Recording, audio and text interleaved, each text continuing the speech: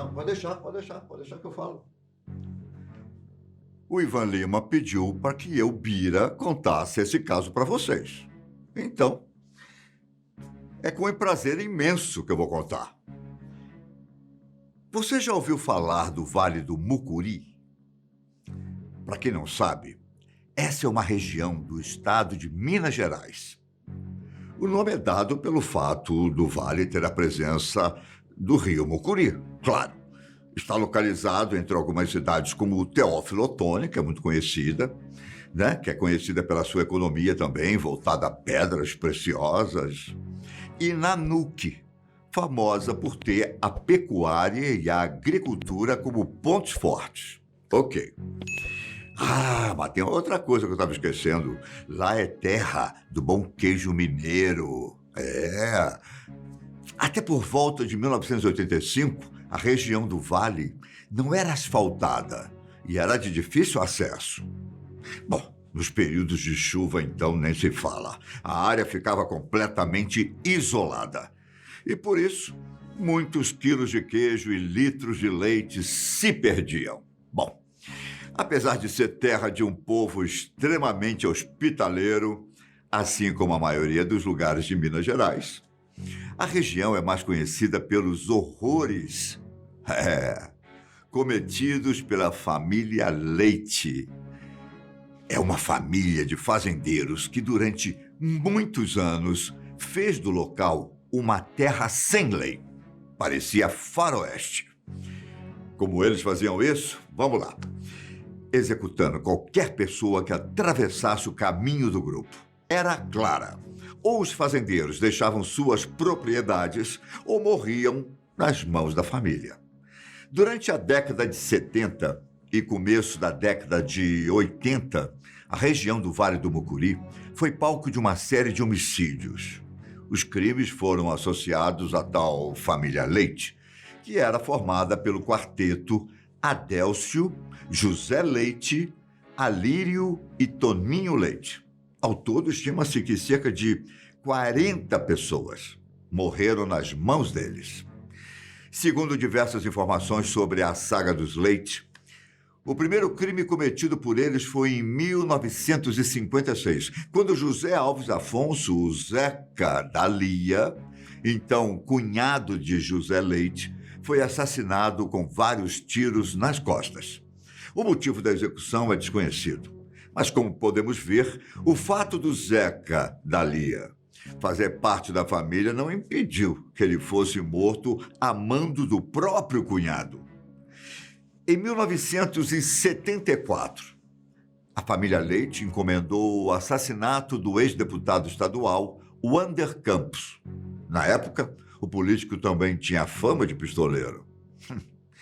Na verdade, qualquer um que fosse valente o suficiente para puxar o gatilho e matar uma pessoa para ser respeitado, tenha certeza que ele fazia isso.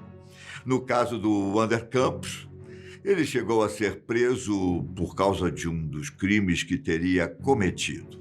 Porém, a sua proximidade com o governador de Minas Gerais da época, Israel Pinheiro, deu a ele alguns privilégios.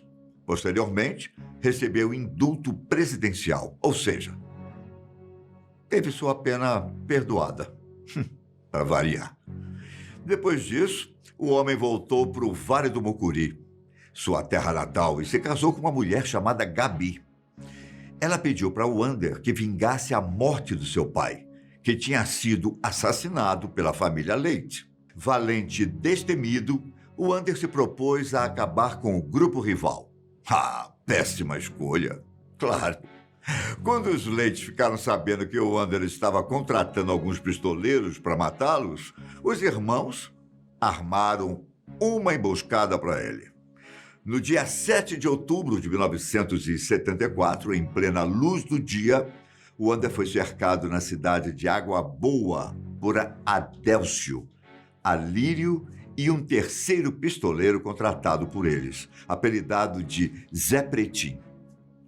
Dizem que o Wander ainda tentou sacar 2 pistolas que estavam na cintura, mas antes que pudesse disparar contra seus inimigos, ele foi executado. Apesar das provas claras de quem tinha matado o Wander Campos, os irmãos Leite acabaram sendo absolvidos pela justiça. O motivo? Bom, a proximidade da família com os militares da época os ajudou a conseguir proteção para cometer os crimes. Na lista de pessoas que os Leite queriam matar, estava um homem chamado Galileu Vidal de Oliveira, que morava em Governador Valadares. Só que aí tinha um problema. A cidade era muito grande para eles conseguirem armar uma emboscada para dar um fim em Galileu. Além disso, a família Leite tinha um acordo com um militar desse município, que era comandante do batalhão da PM. O chefe da polícia dizia: vocês não matam na minha jurisdição e eu não investigo vocês. Mas como o Galileu não sabia desse acordo, ele aceitou encontrar os Leite na cidade de Capelinha, onde almoçariam juntos para, finalmente, selar a paz e acabar com as rivalidades. Só que, ao chegar no local, ele foi recebido a tiros. Ao todo, foram 29 disparos que mataram Galileu. Mas foi no fim dos anos 80 e começo dos anos 90 que aconteceram os crimes mais famosos da família Leite. Segundo relatos, as famílias Leite e Cordeiro começaram a rivalidade por causa da disputa de terras. Ao que tudo indica, um homem chamado Joel Moreira Cordeiro, mais conhecido apenas como Jô, pretendia assumir a administração das terras da sua amante, a fazenda Palomital do Córrego Novo, no município de Malacacheta. Porém, na época, a fazenda estava arrendada para Antônio Nunes Leite, o Toninho, irmão caçula dos Leite, e que era parente da herdeira da fazenda. O problema é que Toninho não pretendia deixar as terras. Ele, inclusive, já tinha feito uma proposta à herdeira da propriedade, a filha do fazendeiro José dos Anjos. Quando Toninho fez a negociação para arrendar a fazenda, houve um litígio pelas terras deixadas por José dos Anjos. O contrato iria vencer no dia 1º de agosto de 1989.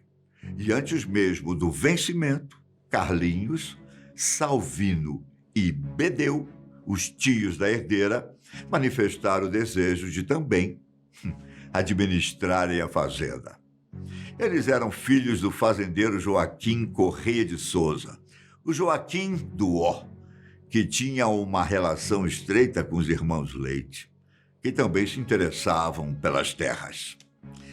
E quando Jó soube do interesse dos filhos do Joaquim do Ó pela propriedade de sua amante, ele resolveu matá-los. Por fim, Carlinhos, Salvino e Bedeu foram assassinados em junho de 1989. Mas o que a família Leite tem a ver com essas mortes?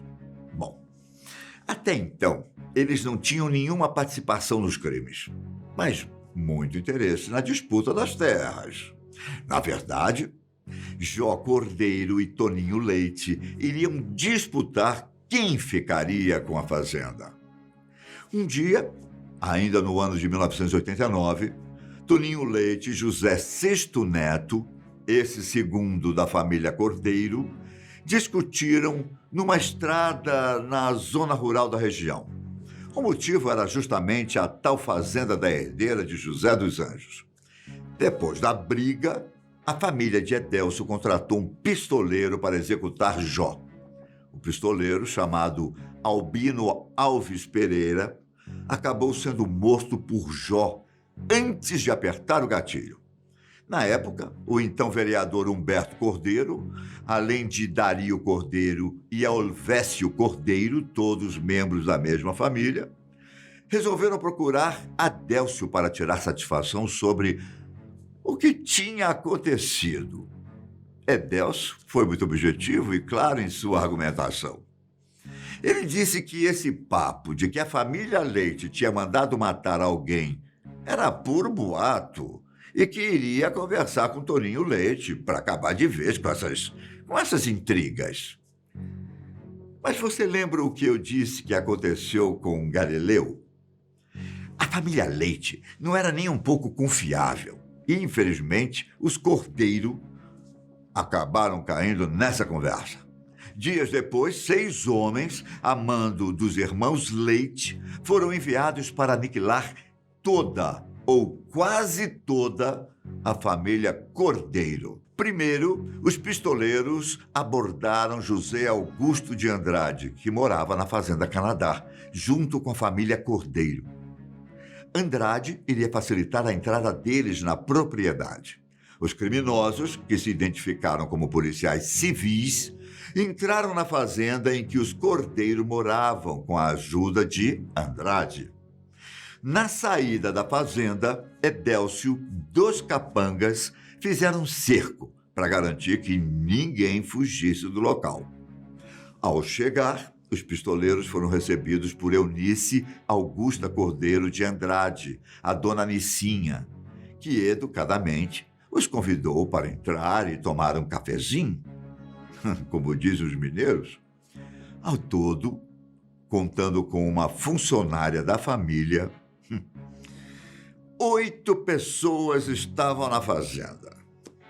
Geraldo Augusto Cordeiro foi o primeiro a ser executado com um tiro de escopeta calibre 12 no rosto. José Andrade tentou correr, mas morreu antes de passar pela porta com um tiro nas costas. Núbia Sexto Andrade, que estava grávida, pediu piedade e que não fosse poupada. Ela, que não tinha nada a ver com a história, morava em Belo Horizonte e tinha acabado de se formar em farmácia e estava na fazenda apenas visitando os seus pais. A moça também foi fuzilada. Nacipe Sexto Andrade, José Augusto Sexto e sua irmã Eunice também foram executados. Por último, José Augusto Sexto Neto, o Zé Chestinho, ficou com o rosto completamente desfigurado por causa da quantidade de tiros. A única sobrevivente foi Vilma Leal, esposa de Nacipe Sexto, que conseguiu fugir com sua filha de apenas 3 meses. Posteriormente, Humberto, Elvésio e Dario, que estavam na lista dos cordeiros que precisavam ser assassinados, foram sequestrados e mortos de maneira brutal. Os remanescentes da família Cordeiro, em abril de 1990, ainda encontraram forças para vingar, matando Toninho Leite, com 40 tiros. Já em novembro de 1991, foi a vez do assassinato de Helenísio Nunes Leite, de 18 anos, filho de Edélcio. Os irmãos José e Adélcio Leite foram presos 9 meses após a chacina de uma lacacheta em outubro de 1990. Em junho de 1993, Adélcio conseguiu fugir da cadeia após enganar 2 carcereiros. Ele foi detido tempos depois por uma grande operação de uma equipe de Polícia Civil de Minas Gerais que o localizou no interior do Paraná. Em 2013, por causa da idade, o indulto deu liberdade a Adélcio. Mas em junho do ano passado, quando ele estava saindo de uma barbearia em Lagoa Santa, na Grande BH, foi atingido por disparos efetuados por um homem desconhecido. Ele até estava armado, mas não teve tempo para reagir. Bom, nós não conseguimos encontrar informações sobre o paradeiro dos outros integrantes da família Leite. É terrível, hein? Essa história que até parece ter saído de um filme de faroeste, não é? É o espelho do que foi o Brasil durante muito tempo. E continua. Na verdade, isso existe até hoje. E basta fazer uma breve pesquisa na internet para se deparar com inúmeros acontecimentos parecidos. Brasil brabo, não é? Bom, então, valeu. Obrigado, Ivan, pela oportunidade. Espero que tenham gostado de conhecer essa história terrível, não é? Até a próxima. Tchau.